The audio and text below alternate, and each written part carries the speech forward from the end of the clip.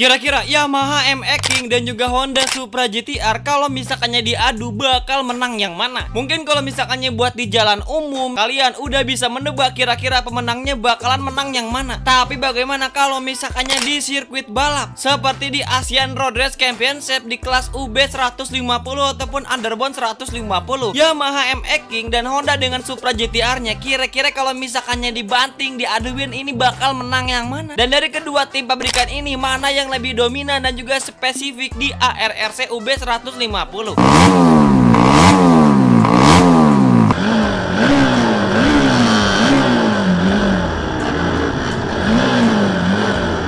Bang, kok ngebandinginnya cuma Honda sama Yamaha doang? Terus Suzuki kemana? Kan ada Satria FU. Nah, faktanya Suzuki Satria FU tidak boleh ikut kelas UB 150.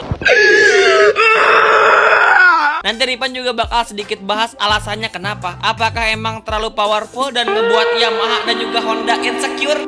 Nanti kita bakal bahas.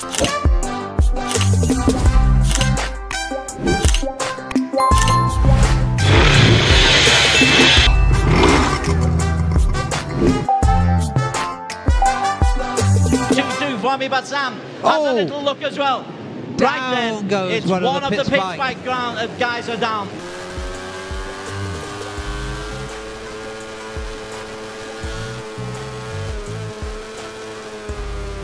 Halo semuanya, balik lagi di King Ripan. Kali ini Ripan bakal ngebahas tentang Asian Road Race Championship Underbone 150. Kemarin Ripan udah ngebahas tentang Spot Fairing 150, ARRC AP Asian Production 250cc, dan sekarang kita bakal ngebahas tentang Asian Road Race Championship Underbone 150. Kira-kira mana yang paling dominan antara Yamaha MX King dan juga Honda Supra GT-R, dan alasan mengapa Suzuki Satria FU kagak boleh, bahkan mungkin kayaknya di blacklist dah buat gabung di UB 150. Tapi sebelum Ripan bahas lebih jauh, Ripan bakal jelasin dulu, siapa tahu ada yang belum tahu apa itu ARRC UB 150.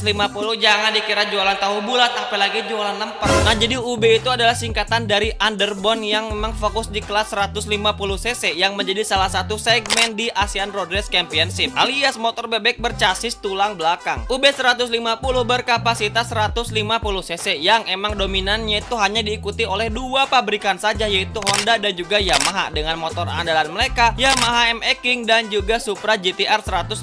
Jadi udah kelihatan tuh SOHC versus DOHC. YouTube then hanggang sa napadala ko dito, nag-wildcard ako.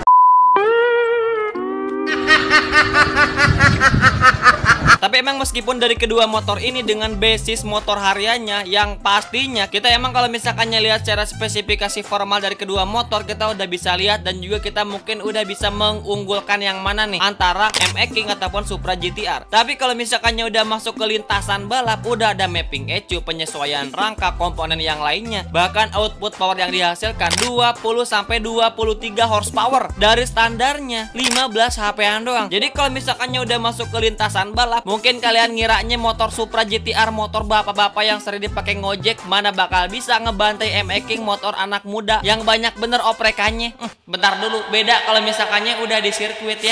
Nah, sebelum bahas lebih jauh, siapa aja yang boleh ikut di kelas UB 150cc ini? Nah, jadi emang secara regulasi Underbone 150 itu adalah open make. Jadi siapa saja buat motor Underbone 150cc itu bisa buat ikut dan kontribusi buat balapan. Nah, kenyataannya sejak kelas ini berjalan, konstruktor yang aktif dan terdaftar yaitu cuman dua, Honda dan juga Yamaha. Kenapa cuman mereka? Karena pabrikan harus mendaftarkan homologasi modelnya ke penyelenggara. Tanpa itu motor gak bakal sah buat dipakai. Jadi bukan masalah fanboy stress idiotnya ataupun fanatiknya yang berlimpah, tapi ini tentang kebijakan dari tim dan juga pabrikan yang ingin mendaftarkan homologasi motornya ke FIM ARRC. Lantas pastinya yang banyak banget menjadi pertanyaan buat kalian semua, kenapa Suzuki tidak ikut mendaftarkan motornya di ARRC kelas UB 150 padahal ada motor andalan mereka yaitu Suzuki Satria FU. Pasti banyak banget kalian nanya ini. Tapi bohong.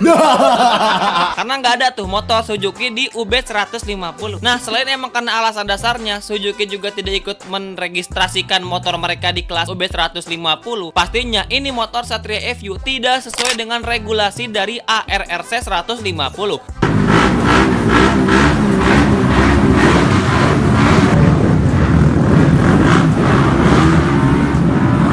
Mungkin nanti Ripan bakal jelasin lebih panjang lebar lagi, tapi intinya Ripan bakal bahas secara singkat, yang dimana intinya motor bebek Ayago atau ayam jago Satria FU itu bukan underbone murni, yang dimana ini motor adalah motor hyper underbone, yang dimana hyper underbone itu ada di atasnya motor underbone seperti MX King dan juga Supra GTR. Lalu apa yang membedakan dari motor underbone dan juga hyper underbone? Nah, motor Suzuki Satria FU secara konfigurasi rangka dan mesin itu berbeda dari motor bebek konvensional ataupun motor bebek underbone seperti MX King ataupun Supra GTR, yang dimana udah seperti motor sport versi bebek kalau misalkannya ngomongin FU 150, mulai dari konfigurasi mesin yang dimana bisa dibilang lebih tegak 10 derajat atau sudut kemiringan yang lebih sempit, dan juga jenis rangka yang digunakan udah tidak ikut sesuai dengan regulasi dari FIMA RRC UB 150. Jadi intinya perbedaan konfigurasi rangka dan juga mesin yang ngebuat ini motor tidak bisa disebut sebagai motor bebek biasa, karena itu motor adalah motor bebek hyper underbone yang ngebuat Suzuki Satria FU tidak bisa ikut berkontribusi di kelas UB 150.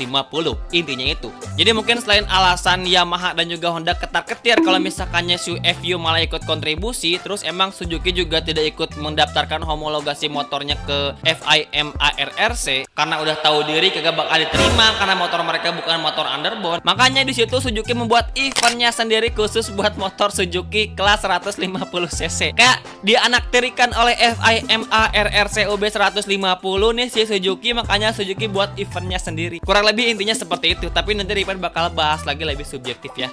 Lalu kalau misalkannya kita ngomongin spesifikasi dasar dari MX King 150 dan juga Honda Supra GTR, secara komersilnya kedua motor ini memiliki perbedaan seperti Yamaha yang cuman SOHC dan juga Honda yang udah menggunakan DOHC. Apalagi Honda udah 6 percepatan sedangkan MX King cuman 5 percepatan. Dan mungkin di sini kalian memikir kayaknya aduh Yamaha udah gak ada harapan lagi di UB 150 karena secara konfigurasi mesinnya aja berbeda. Tapi emang kalau misalkannya lihat output power di lintasan balap seperti dikutip dari website ARRC, kalau misalkannya kedua motor ini standarnya cuma 15 HP, tapi dengan modal remap ECU dan juga penyesuaian beberapa komponen sesuai dengan regulasi ARRC UB 150, output powernya bisa 20-23 horsepower. Dan emang tidak ada kejelasan resmi berapa poin subjektifnya. Intinya range dari kedua motor ini ada di angka 20-23 horsepower. Gede banget guys. Tapi emang secara pengkonfigurasian mesin Honda Supra GTR harusnya lebih diunggulkan di sini,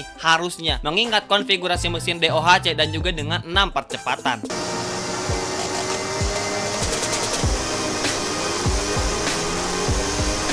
Jadi, meskipun kalian menganggap itu konfigurasi mesin DOHC dari Supra GTR sepertinya bisa lebih dikembangkan lagi, tapi faktanya kita lihat dari jumlah raihan prestasi yang dimana ternyata Yamaha jauh lebih unggul daripada Honda di kelas UB 150. Karena ya, pada tahun 2017 gelar underbone 150 jatuh ke Bang Akid Aziz dari Yamaha. 2018 Bang Helmi Azman dari Honda, yang dimana pada tahun tersebut Honda berhasil merebut mahkota. Tapi kesananya 2019 Bang McKinley Kyle Pace dari Yamaha, dan setelah pandemi 2022 Bang Wahyu Aji Trilaksana dari Yamaha bawa title ke Indonesia, dan 2023 masih dipertahankan oleh Yamaha hingga 2024 oleh Bang Nazirul Izzat dan juga Bang Fahmi Basam, juara Asia bersama tim Yamaha LFN HP 969 Indonesia. Jadi emang bisa kita lihat di sini dominasi Yamaha semakin mendominasi kemenangan podium di kelas UB 150.